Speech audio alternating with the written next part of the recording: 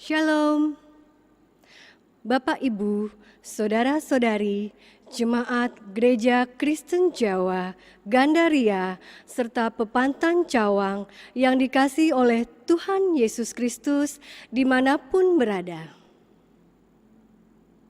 Selamat bergabung kembali pada ibadah online hari ini.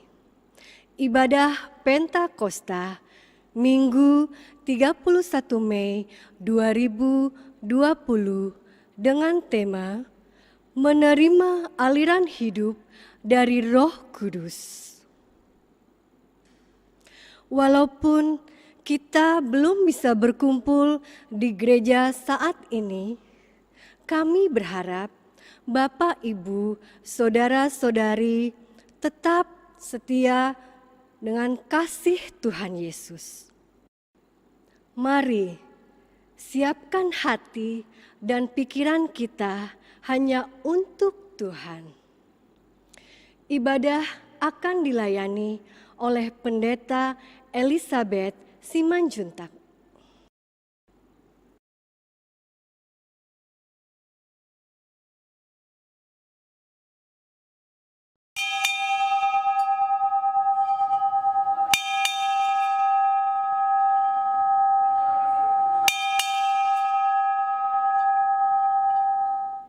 Mengawali ibadah hari ini, marilah bersama-sama berlitani dari Kitab Mazmur. Betapa banyak perbuatan-Mu ya Tuhan.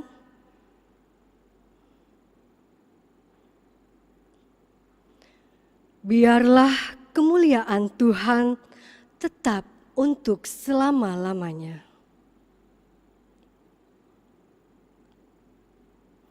Aku hendak menyanyi bagi Tuhan selama aku hidup.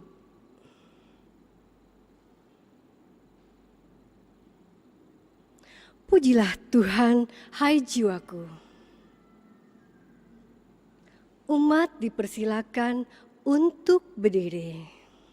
Marilah kita bersama-sama menyanyikan dari Kidung Jemaat 4, bait 1, 4 dan 6, hai mari sembah. Bergema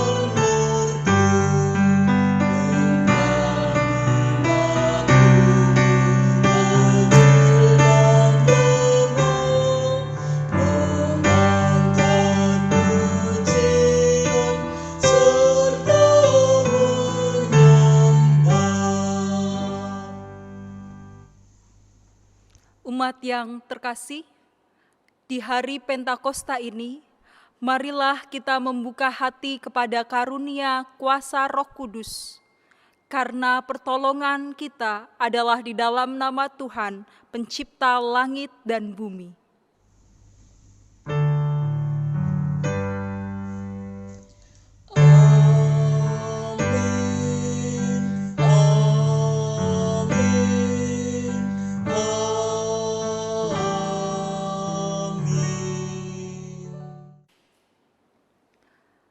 Berbahagialah saudara yang datang dalam nama Tuhan, sehingga merasakan anugerah, rahmat, dan damai sejahtera dari Tuhan. Umat yang terkasih, kala itu semua orang berkumpul di satu tempat. Tiba-tiba turunlah dari langit suatu bunyi seperti tiupan angin keras yang memenuhi seluruh rumah di mana mereka duduk.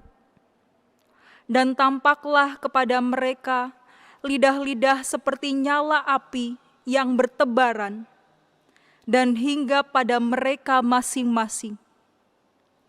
Maka penuhlah mereka dengan Roh Kudus. Saat ini, apakah aliran kuasa Roh Kudus tinggal di dalam hati kita? Sudahkah kita membuka hati kita, menerima karya Roh Kudus di dalam hidup kita? Marilah kita memuji Tuhan dari NKB 100, bait yang pertama sampai bait yang kedua. Rindukah engkau mendapat berkat Tuhan?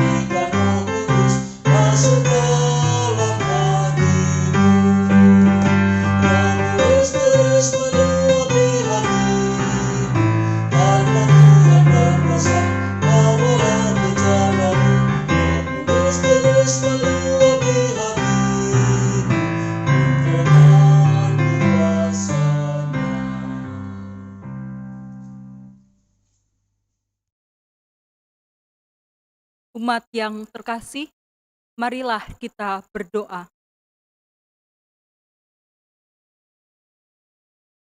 Kami datang ke hadirat-Mu ya Bapa. Kami rindu akan sapaan firman-Mu. Firman yang menjadi dasar kehidupan kami. Firman yang menjadi pelita bagi kaki kami untuk menjalani kehidupan ini.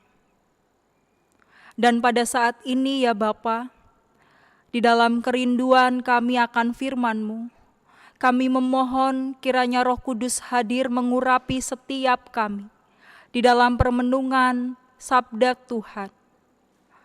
Biarlah firman Tuhan yang kami baca dan kami renungkan memampukan kami untuk tetap terus hidup sesuai dengan kehendak Tuhan. Kami memohon kiranya Roh Kudus mengurapi hamba-Mu yang juga akan menyampaikannya. Biarlah kami dapat bersama-sama disapa dan dikuatkan oleh firman Tuhan. Di dalam Kristus Yesus kami berdoa. Amin. Injil Yesus Kristus pada hari Minggu ini didasarkan dari Kisah Para Rasul 2 ayat yang pertama sampai ayat yang ke-21. Ketika tiba hari Pentakosta, semua orang percaya berkumpul di satu tempat. Tiba-tiba turunlah dari langit suatu bunyi seperti tiupan angin keras yang memenuhi seluruh rumah di mana mereka duduk. Dan tampaklah kepada mereka lidah-lidah seperti nyala api yang bertebaran dan hinggap pada mereka masing-masing. Maka penuhlah mereka dengan Roh Kudus, lalu mereka mulai berkata-kata dalam bahasa-bahasa lain, seperti yang diberikan oleh Roh itu kepada mereka untuk mengatakannya. Waktu itu di Yerusalem, diam orang-orang Yahudi yang saleh dari segala bangsa di bawah kolong langit. Ketika turun bunyi itu, berkerumunlah orang banyak. Mereka bingung karena mereka masing-masing mendengar rasul-rasul itu berkata-kata dalam bahasa mereka sendiri. Mereka semua tercengang-cengang dan heran, lalu berkata, "Bukankah mereka semua yang berkata-kata itu orang Galilea?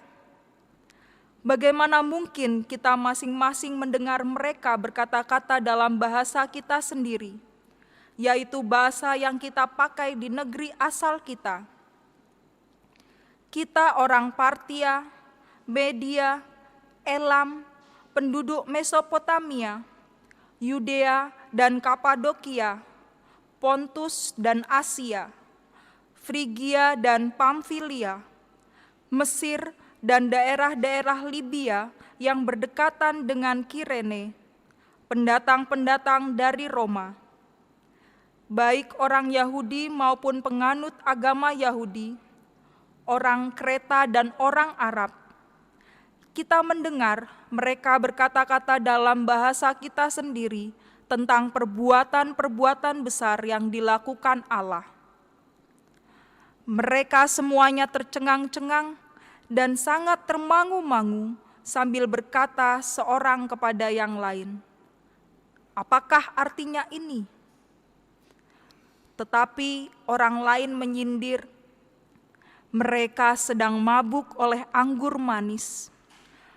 Maka bangkitlah Petrus berdiri dengan ke-11 rasul itu, dan dengan suara nyaring ia berkata kepada mereka, "Hai kamu orang Yahudi dan kamu semua yang tinggal di Yerusalem, ketahuilah dan camkanlah perkataanku ini.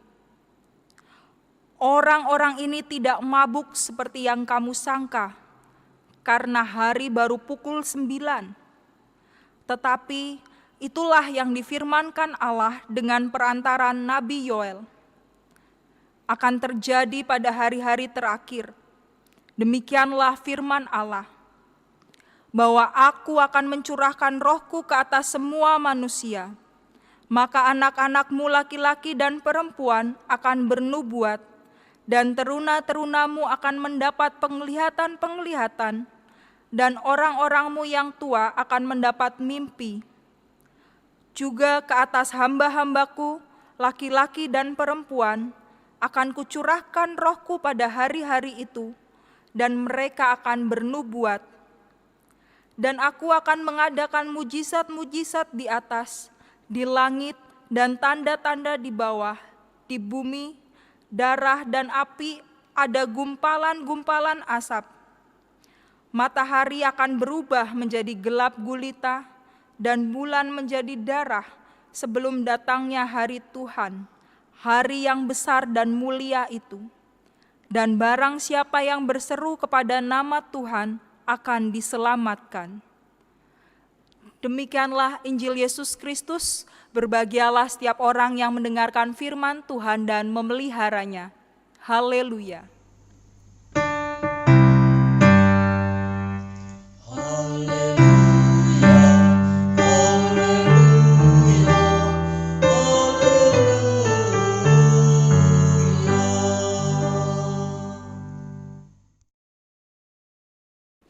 Shalom Bapak Ibu dan Saudara-saudari yang terkasih. Selamat Hari Pentakosta bagi kita sekalian.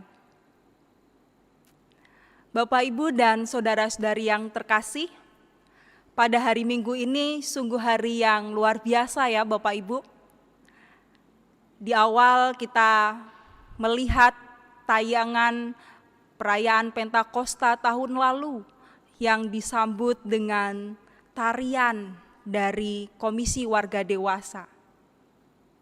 Kemudian mungkin kita bisa mengingat kembali setiap masa Pentakosta, GKJ Gandaria juga merayakan hari unduh-unduh atau pesta panen. Biasanya di bagian depan mimbar atau di sebelah kanan kiri, hiasan dekorasi merupakan hiasan sayur-sayuran, buah-buahan, dan mungkin kita rindu untuk menikmati suasana tersebut.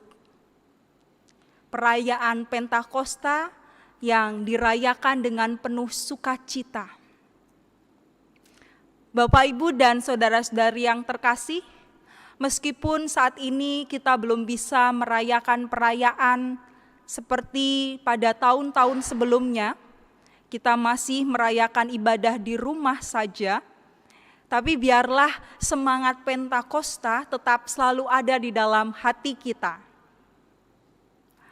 Bapak, Ibu, dan saudara-saudari yang terkasih, ketika kita tadi berkata Pentakosta selalu identik dengan hari raya unduh-unduh, sebenarnya apa kaitannya? Apa kaitan antara perayaan Pentakosta dengan perayaan unduh-unduh? Ketika kita sama-sama membaca teks Kisah Para Rasul 2 ayat yang pertama sampai ayat yang ke-21, memang tidak disebutkan ada hari raya unduh-unduh, Bapak, Ibu, dan saudara-saudari yang terkasih. Tetapi kita bisa sama-sama membaca hari raya Pentakosta berasal dari hari raya Yahudi, hari raya besar umat Yahudi yang ke-50, hari raya setelah masa Paskah, ketika orang-orang Israel keluar dari tanah Mesir, kemudian mereka merayakan Paskah. Kemudian 50 hari setelah itu, orang-orang Israel merayakan hari raya ucap syukur, hasil panen tahunan yang telah mereka terima. Perayaan hari raya Yahudi ini dirayakan 7 minggu. Makanya disebut hari raya 7 minggu. Suasana penuh sukacita di mana umat Israel merasakan penyertaan Tuhan di sepanjang tahun yang mereka rasakan. Dan biasanya di dalam hari raya tersebut, orang-orang Yahudi akan berkumpul bersama-sama di Yerusalem untuk merayakan pesta panen. Di dalam bacaan Alkitab kita, di Kisah Para Rasul 2 ayat yang pertama sampai ayat yang ke-21 memang tidak disebutkan ada hari raya panen, tetapi kita sama-sama melihat ketika tiba hari Pentakosta, semua orang percaya berkumpul di satu tempat. Ini merupakan satu gambaran situasi pada masa itu, para murid Tuhan Yesus dan juga orang-orang Yahudi lainnya sedang berkumpul bersama di Yerusalem untuk merayakan hari raya Pentakosta, di mana pada masa itu pemahamannya hari raya panen, ucap syukur atas segala penyertaan Tuhan dengan mempersembahkan hasil panen tahunan kepada Tuhan. Sehingga ketika kita melihat hari raya Pentakosta, para murid berkumpul bersama-sama di sebuah rumah.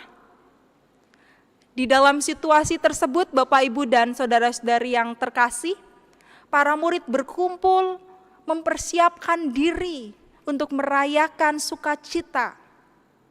Dan di tengah situasi tersebut, Roh Kudus turun mengurapi setiap para murid. Ketika kita membaca di ayat yang kedua, disebutkan Tiba-tiba turunlah dari langit suatu bunyi, seperti tiupan angin keras yang memenuhi seluruh rumah di mana mereka duduk. Di dalam ayat tersebut kita melihat bahwa Roh Kudus berusaha digambarkan oleh penulis kitab Kisah Para Rasul seperti tiupan angin keras. Kalau misalnya ada kata seperti, berarti sebenarnya Roh Kudus itu seperti angin atau memang angin, Bapak Ibu dan saudara-saudari? Bagaimana Bapak Ibu? Seperti. Ya. Jadi kadangkala kita memahami bahwa ketika berbicara Roh Kudus, gambarannya ya angin. Kemudian disebutkan di sini seperti nyala api yang bertebaran dan hingga pada mereka masing-masing. Jadi sebenarnya nyala api atau hanya seperti nyala api? Ya, Bapak Ibu dan saudara-saudari yang terkasih, di tengah perayaan Pentakosta orang-orang Yahudi pada masa itu, para murid merasakan satu suasana yang mengubah kehidupan mereka. Suasana yang digambarkan seperti angin, seperti lidah api. Hal ini menunjukkan bahwa kuasa Roh Kudus yang dirasakan oleh para murid sulit untuk terdefinisikan. Penulis kitab Kisah Para Rasul pun tidak bisa mengklaim, oh Roh Kudus itu bentuknya seperti lidah api, oh Roh Kudus itu bentuknya seperti angin. Sehingga kata-kata yang disebutkan adalah seperti. Namun kita tidak membicarakan bentuk dari Roh Kudus itu seperti apa, tapi bagaimana pengalaman yang dirasakan oleh para murid pada masa itu. Para murid merayakan Pentakosta dengan suasana yang menyenangkan. Ada kekuatan yang dirasakan oleh para murid dan mereka bisa memahami bahasa yang digunakan oleh saudara-saudari mereka. Karena kita tadi saya menyebutkan di awal perayaan Pentakosta itu dihadiri oleh orang-orang Yahudi dari manapun. Dari berbagai daerah datang berkumpul di Yerusalem. Dan di sini disebutkan bahwa orang-orang Yahudi dari asal berbagai daerah bisa memahami bahasa dari tiap-tiap orang. Di sini kita sama-sama melihat Bapak Ibu dan saudara-saudari yang terkasih di ayat yang keempat. Maka penuhlah mereka dengan Roh Kudus, lalu mereka mulai berkata-kata dalam bahasa-bahasa lain, seperti yang diberikan oleh Roh itu kepada mereka untuk mengatakannya. Banyak orang yang mengira bahwa bahasa-bahasa yang disebutkan di sini seperti gambaran bahasa roh yang digunakan oleh saudara-saudari kita dari aliran gereja karismatik dan sebagainya. Tetapi ketika kita sama-sama melihat terjemahan dari bahasa-bahasa lain sini bukan berarti bahasa yang sulit untuk dimengerti orang lain. Tetapi kalau misalnya kita membaca kembali ayat tersebut sampai ayat yang ke-6, ke-7, kita bisa memahami bahwa ternyata kuasa Roh Kudus memampukan mereka untuk saling memahami satu dengan yang lain. Ketika saya membaca kembali, ternyata kalau misalnya kita melihat asal dari daerah-daerah yang disebutkan, Partia, Media, Elam, dan sebagainya, ini tergolong di dalam dua kelompok, Bapak, Ibu, dan saudara-saudari.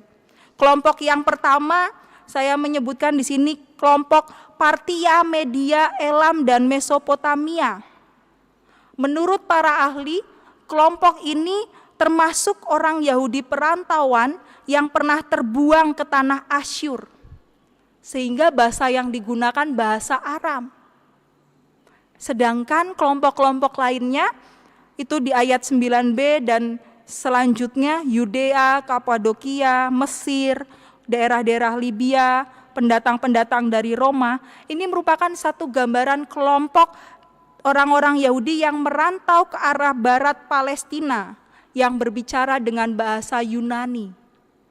Sehingga kita bisa memahami Bapak Ibu, ternyata Roh Kudus membuat setiap para murid bisa menggunakan berbagai bahasa yang mudah dipahami oleh mereka masing-masing. Bapak, Ibu, dan saudara-saudari yang terkasih, ketika kita melihat di ayat tersebut, setiap orang diubahkan dan dimampukan oleh Roh Kudus untuk memahami apa yang dikatakan oleh para murid. Kuasa Roh Kudus menggerakkan mereka sehingga menyadari akan karya-karya Allah yang telah dinyatakan kepada para murid. Ketika para murid bersaksi akan karya yang telah Yesus nyatakan, orang-orang yang hadir pada saat itu menjadi sadar dan wow, inilah kuasa dari Yesus Kristus yang hadir di dalam Roh Kudus. Namun kita melihat ternyata orang-orang Yahudi lainnya yang berada di sekitar mereka merasa bahwa wah, mereka itu ngomong apa tidak dipahami. Karena mereka tidak merasakan yang dirasakan oleh pengalaman para murid pada masa itu. Bagaimana orang-orang di sekitarnya yang melihat perubahan yang terjadi oleh para murid, perubahan yang dirasakan sehingga mereka mampu bisa mengucapkan berbagai bahasa Yunani dan juga bahasa Aram tadi. Para murid bisa saling berkomunikasi satu dengan yang lain. Berbagi pengalaman kehidupan mereka akan karya kasih Allah. Sedangkan orang-orang di sekitarnya yang tidak merasakan pengalaman Roh Kudus tersebut mengatakan bahwa wah, mereka itu sedang mabuk oleh anggur. Melihat respon dari masyarakat sekitarnya, kita membaca di ayat yang selanjutnya pada ayat yang ke-14, Petrus dengan kekuatan Roh Kudus berani menyatakan kebenaran. Petrus dengan kekuatan Roh Kudus bersaksi kepada setiap orang, melakukan pembelaan bahwa para murid dan orang-orang yang merasakan pengalaman Roh Kudus bukan berarti mabuk oleh anggur, karena situasi pada masa itu masih pagi hari.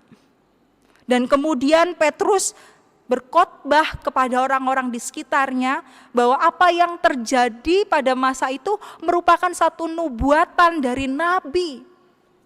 Dan pada masa itulah penggenapan dari nubuatan tersebut. Keberanian yang dinyatakan oleh Petrus merupakan buah dari pernyataan Roh Kudus itu sendiri. Bapak, Ibu, dan saudara-saudari yang terkasih, kita sama-sama membaca di dalam bacaan kita pada pagi hari ini bagaimana kuasa Roh Kudus memberikan pengertian kepada tiap orang yang merasakan aliran Roh Kudus itu. Sedangkan di sisi lain bagi orang yang tidak merasakan aliran tersebut, pengertian akan karya kasih Allah itu sulit untuk diterima. Dan mereka merasa tidak bisa memahami di luar penalaran apa yang terjadi dengan situasi saat itu. Lalu pertanyaannya Bapak, Ibu, dan saudara-saudari yang terkasih, ketika kita sama-sama merenungkan firman Tuhan pada pagi hari ini, apa yang terjadi dengan para murid pada masa itu? Roh Kudus yang turun mengurapi para murid dan membuat perspektif lain di dalam memahami hari raya Pentakosta. Sehingga di dalam kekristenan selanjutnya Pentakosta tidak lagi dihayati sebagai hari raya panen saja, tetapi merupakan peringatan akan hari turunnya Roh Kudus. Lalu pertanyaannya, apakah Roh Kudus hadir di masa sekarang ini? di masa kita sedang mengalami krisis di tengah-tengah pandemi COVID-19 ini. Bagaimana bentuk dari Roh Kudus? Bagaimana wujud yang dinyatakan oleh Roh Kudus? Bapak, Ibu, dan saudara-saudari yang terkasih, memang kita tidak bisa menggambarkan atau mendefinisikan bentuk dari Roh Kudus itu sendiri. Karena di dalam bacaan Alkitab kita pun hanya disebutkan seperti angin keras, seperti lidah-lidah api. Penulis kitab Kisah Para Rasul pun tidak mendefinisikan Roh Kudus sebagai satu gambaran yang mudah diterima. Tapi di sini menjadi satu perenungan kita, bagaimanapun pengalaman kita merasakan kehadiran Roh Kudus merupakan satu gambaran bagaimana setiap orang bisa mengalami kekuatan yang dihadirkan dari Roh Kudus itu sendiri. Ya, Bapak, Ibu, dan saudara-saudari yang terkasih, Roh Kudus hadir di dalam kehidupan kita, meskipun kita sulit mendefinisikan bentuknya seperti apa. Tetapi kita diajak untuk merenungkan dampak yang dihasilkan dari kekuatan Roh Kudus itu sendiri. Bagaimana kita sama-sama membaca dan merenungkan ayat tadi, Kisah Para Rasul 2 ayat yang pertama sampai ayat yang ke-21. Kuasa Roh Kudus memberikan pengertian kepada tiap-tiap orang, di luar pemikiran, di luar logika. Orang-orang dari berbagai daerah bisa memahami apa yang diungkapkan oleh rekan yang ada di sekitarnya.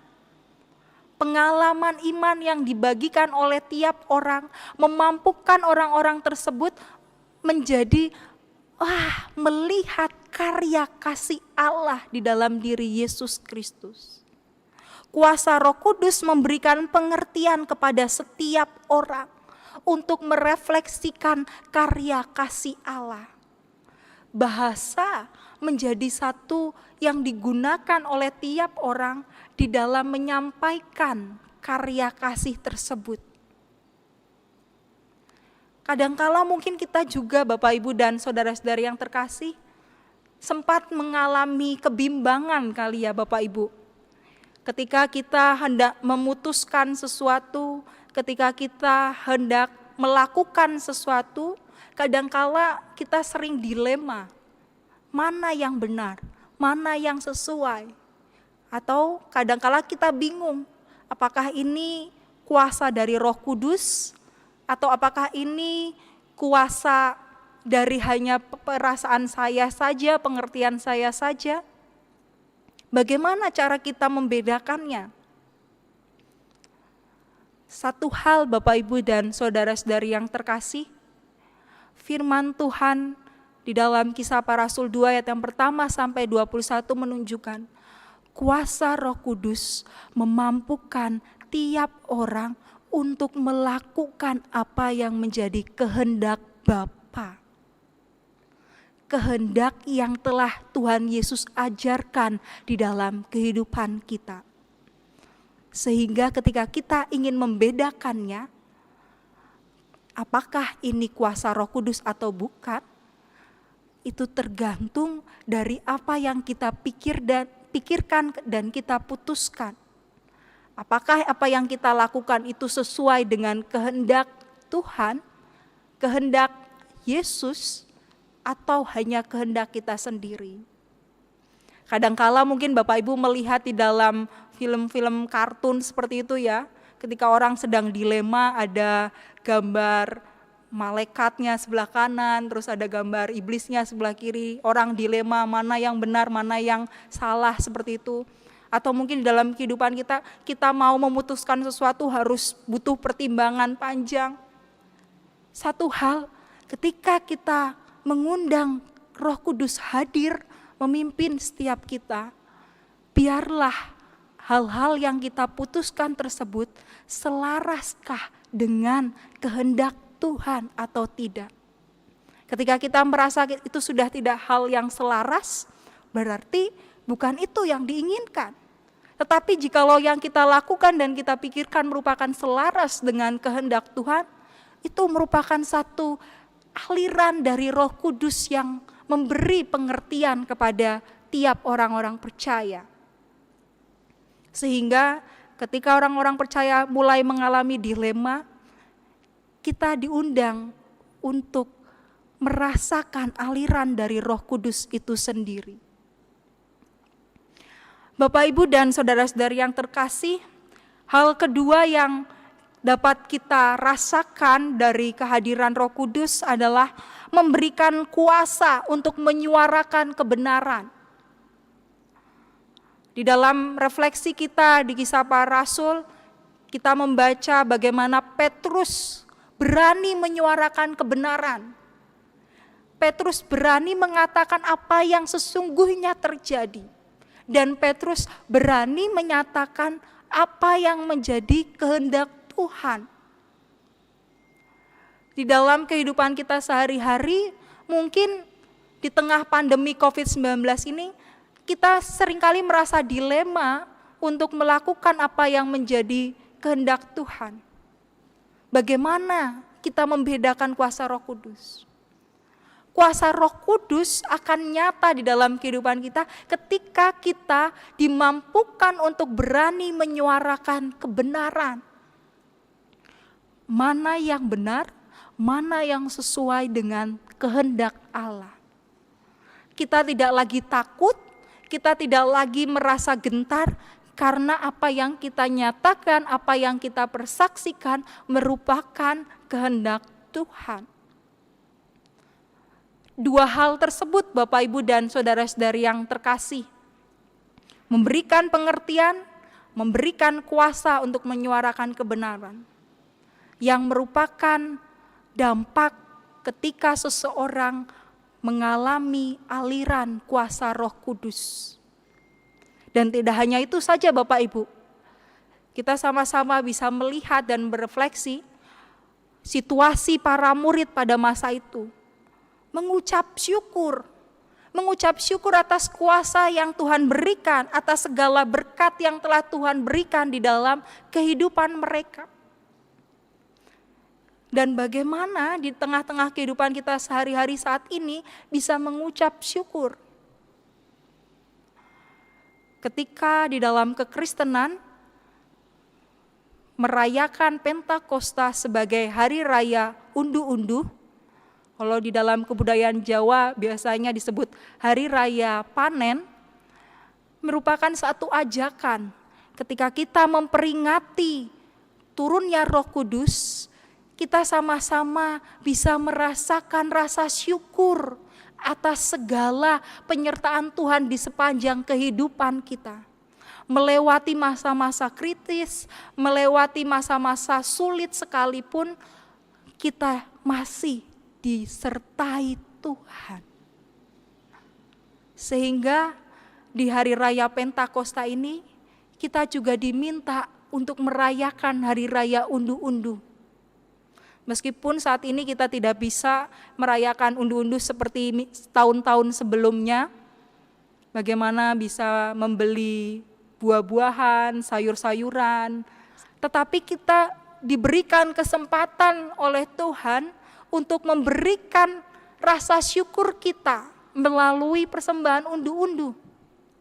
Meskipun raga kita saat ini terpisah, tetapi kita juga tetap diberikan kesempatan oleh Tuhan bagaimana cara kita mengucap syukur atas penyertaan Roh Kudus di dalam kehidupan kita. Hal apa yang sudah kita berikan bagi gereja, bagi sesama sebagai wujud syukur kita. Bapak, Ibu, dan saudara-saudari yang terkasih, biarlah di dalam permenungan kita dengan tema menerima aliran hidup dari Roh Kudus, menguatkan setiap kita untuk merayakan hari raya Pentakosta ini juga dengan penuh rasa syukur. Bagaimana kita tetap merasakan kekuatan Roh Kudus menjalani masa pandemi COVID-19 ini. Bapak, Ibu, dan saudara-saudari yang terkasih, meskipun sulit, meskipun rasanya berbeda sekali karena harus merayakan Pentakosta dari rumah, tapi biarlah semangat persekutuan kita di dalam rumah tetap kita rasakan. Seperti para murid pun yang pada saat itu berkumpul di dalam rumah untuk merayakan Pentakosta, mengingatkan kita bahwa tempat tidak menjadi persoalan. Ketika 1-2 orang berkumpul di dalam nama Tuhan, Roh Kudus hadir memberikan kekuatan dan memberikan semangat kepada setiap orang. Sehingga kita menjalani masa Pentakosta ini dengan penuh rasa syukur. Biarlah orang-orang di sekitar kita dapat melihat apa yang kita katakan, apa yang kita persaksikan merupakan gambaran dari kehidupan orang-orang yang dipenuhi oleh Roh Kudus. Sehingga semakin banyak orang yang bisa melihat karya kasih Allah di dalam kehidupan kita. Amin. Saat hening bagi kita sekalian.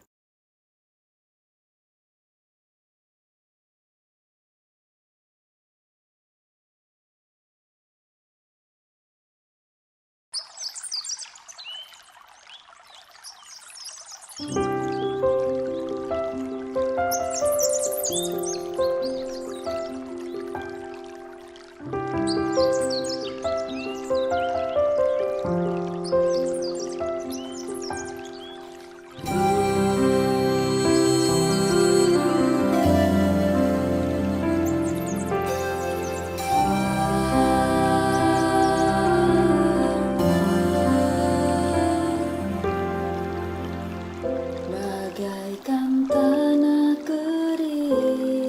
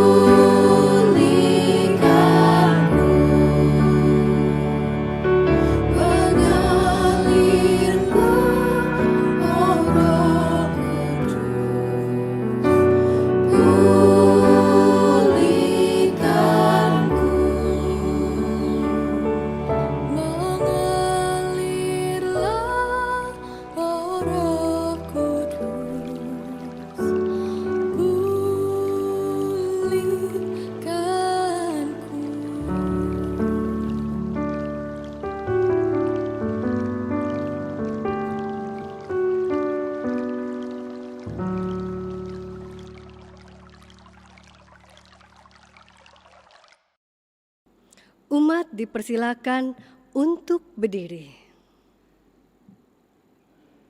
Marilah mengucapkan iman percaya kita dengan menyanyikan dari Kidung Jemaat 280, Aku Percaya.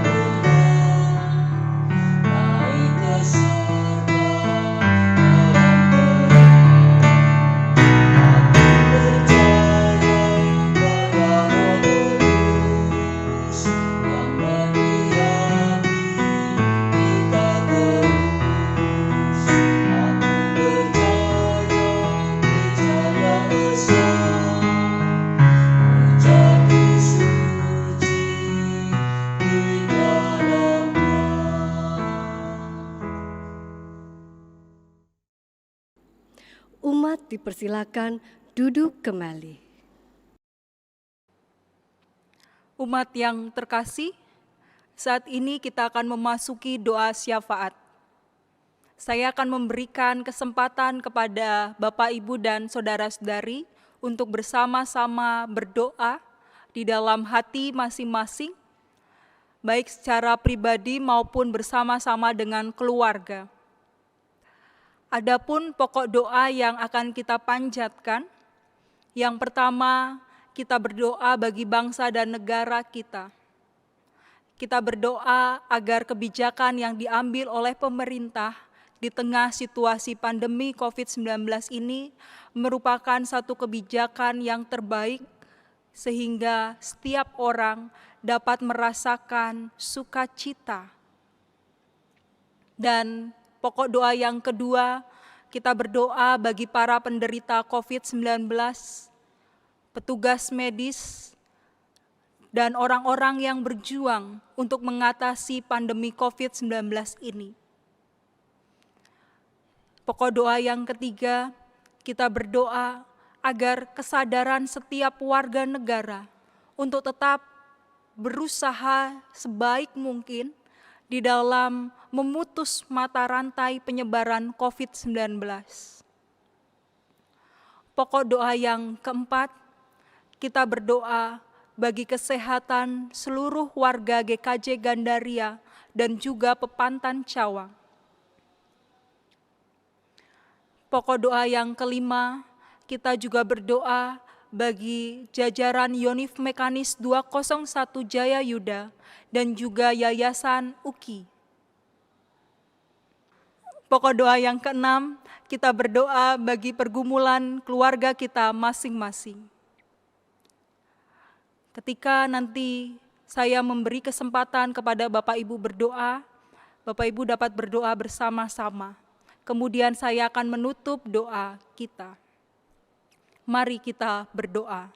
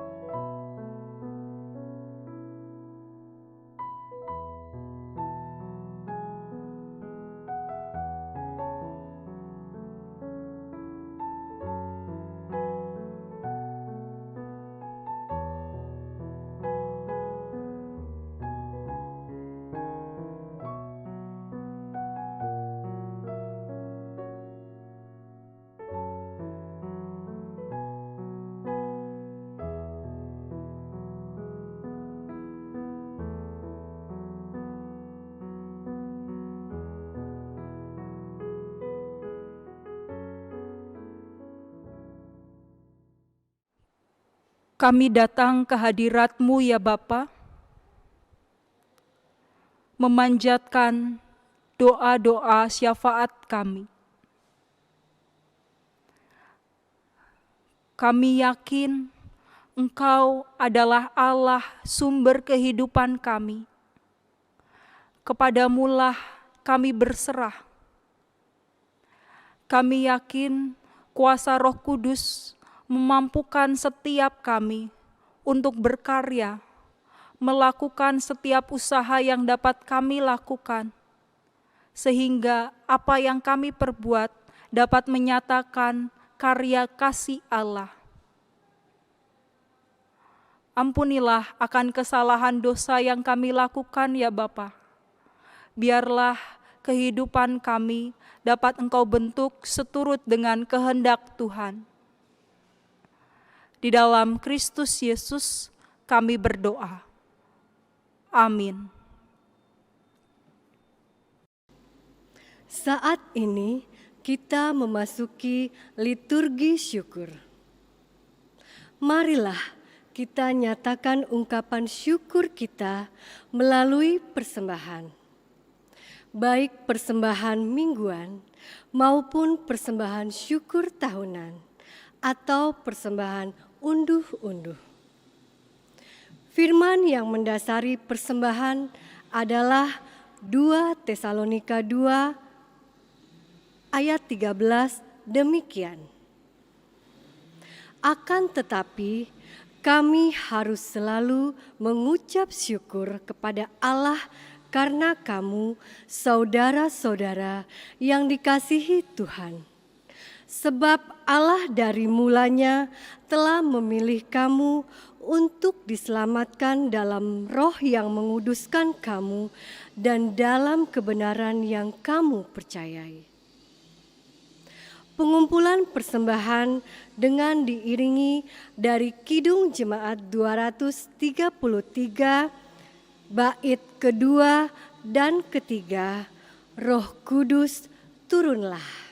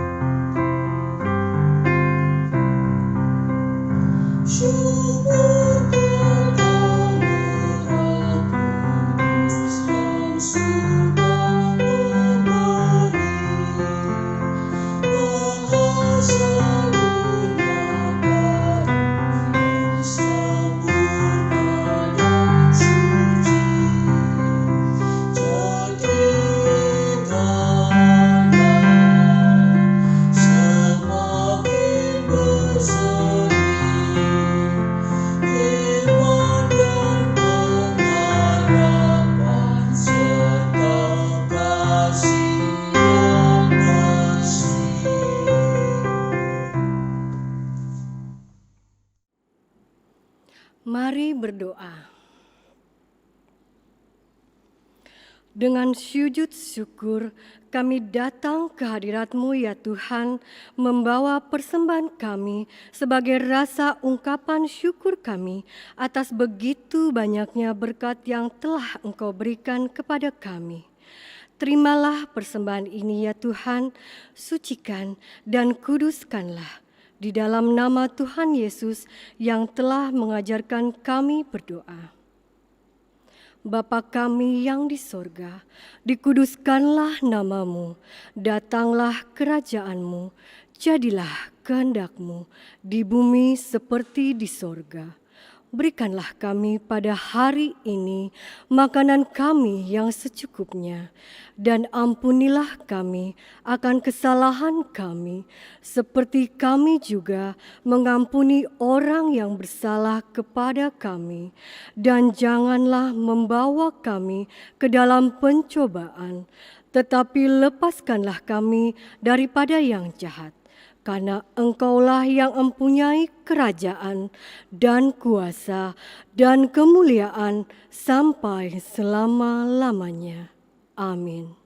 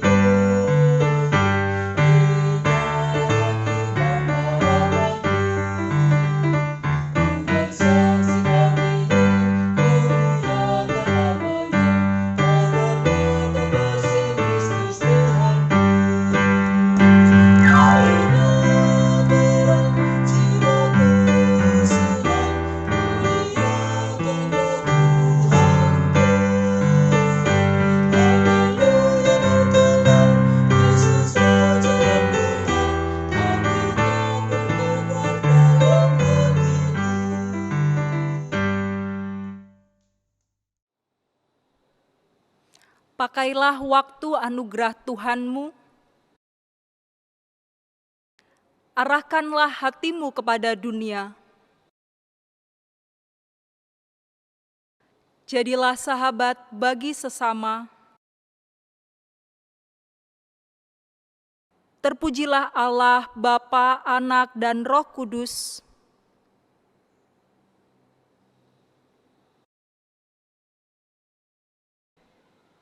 Kini terimalah berkat Tuhan.